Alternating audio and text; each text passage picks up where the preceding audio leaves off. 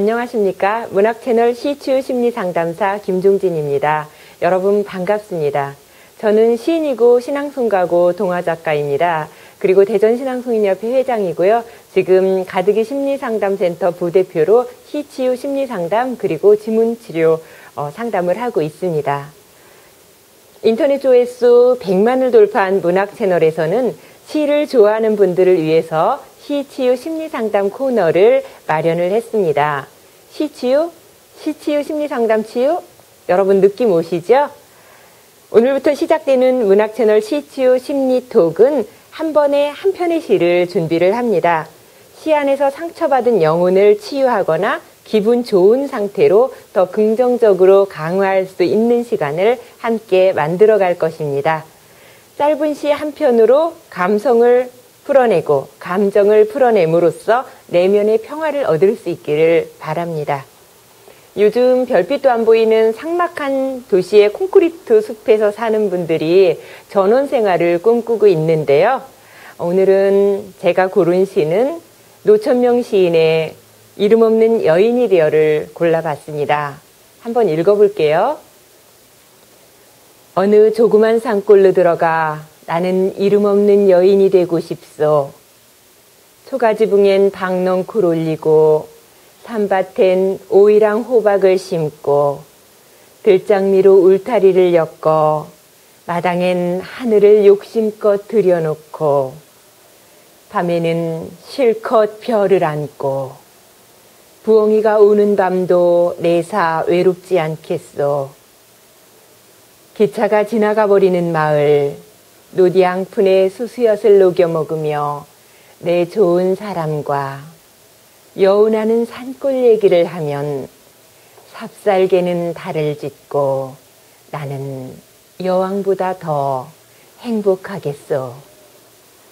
여러분 어떠신가요? 이 시를 들으시면서 조그만 산골로 들어가 살고 싶으신가요?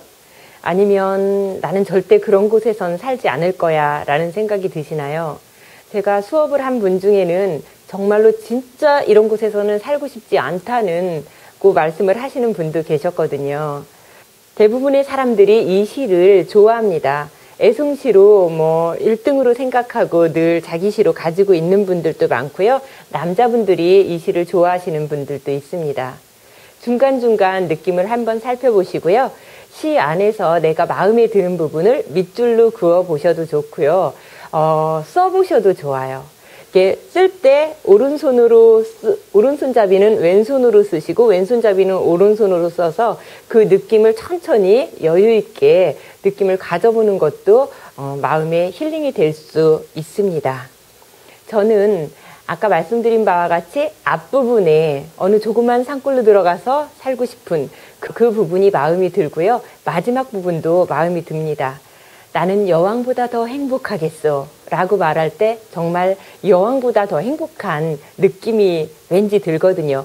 이 행복이라는 말, 구체적인 언어가 주는 의미는 그냥 일반적으로 얘기할 때는 느낌이 별로 안 오거든요. 근데 왠지 이곳에서는 느낌이 오는 것은 저한테는 힐링이 되고 있다는 뜻이죠.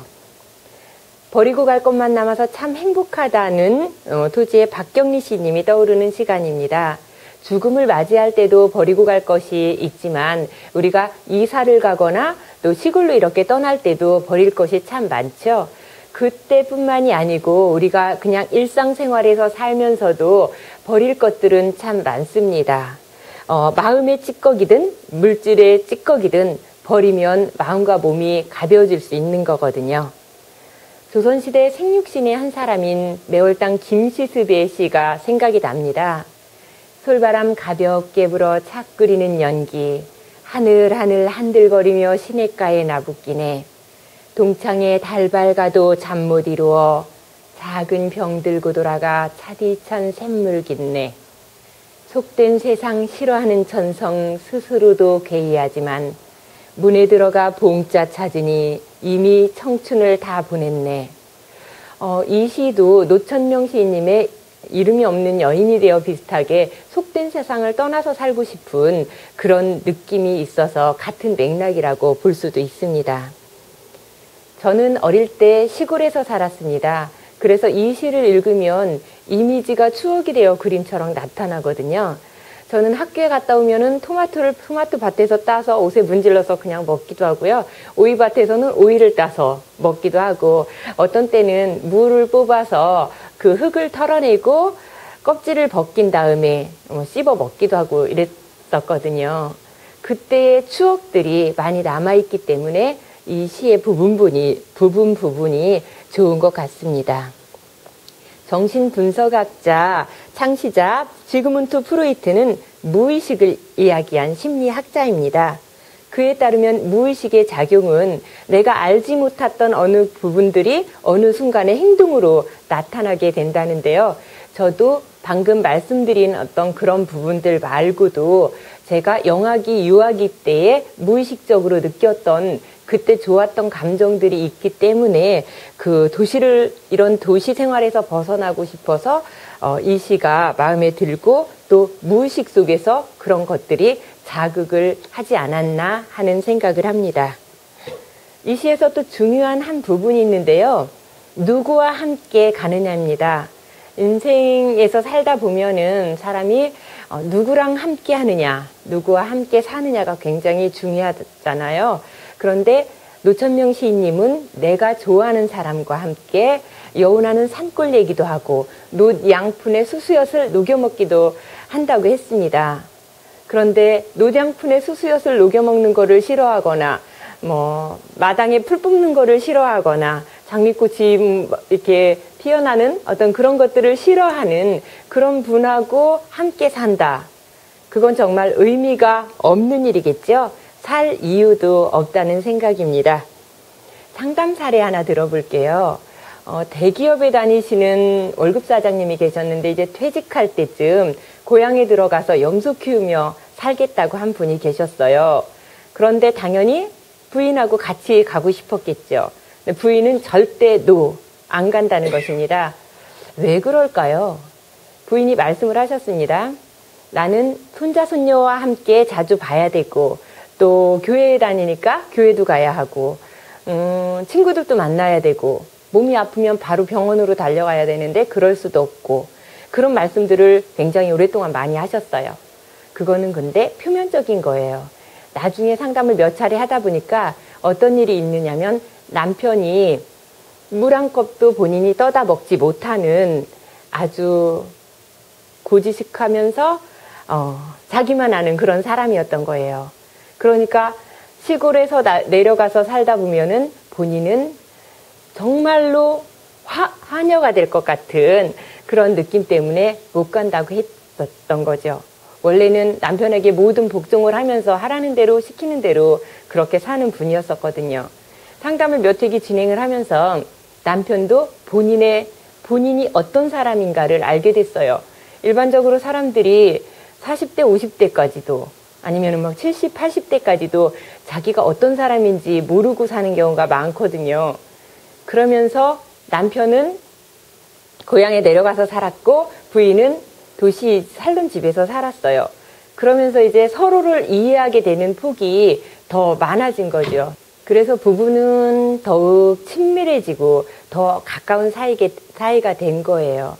현대사회에서 가장 많이 쓰이는 키워드 단어가 공감, 소통, 관계잖아요. 이 상담 사례에서 볼 때 남편은 프로이트가 말하는 무의식으로 고향에 들어가서 살고 싶은 어떤 그런 마음도 있었을 테고요.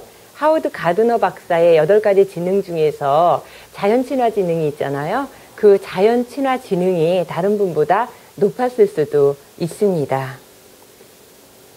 제가 이름 없는 여인이 되어 이 시를 고른 이유는요. 노자의 무의 자연 사상을 말하는 것만은 아닙니다. 쉼, 휴식 이런 것을 이야기하고 있고요. 소박한 삶에서 찾는 평범한 행복, 자유로운 삶을 얘기하고 있습니다. 일주일은 7일이잖아요. 한 5일은 공자처럼 열심히 살고 또 한 이틀, 주말은 노자처럼 삶의 휴식을 취하면서 사는 건 어떨까요? 오늘은 노천명 시인의 이름 없는 여인이 되어 시를 통해서 여러분 자신을 찾아 긍정적인 행복감을 찾으셨길 바랍니다. 다음에는요, 서울대학교 명예교수이신 오세영 교수님의 겨울 노래를 가지고 여러분과 이야기를 나눠보겠습니다.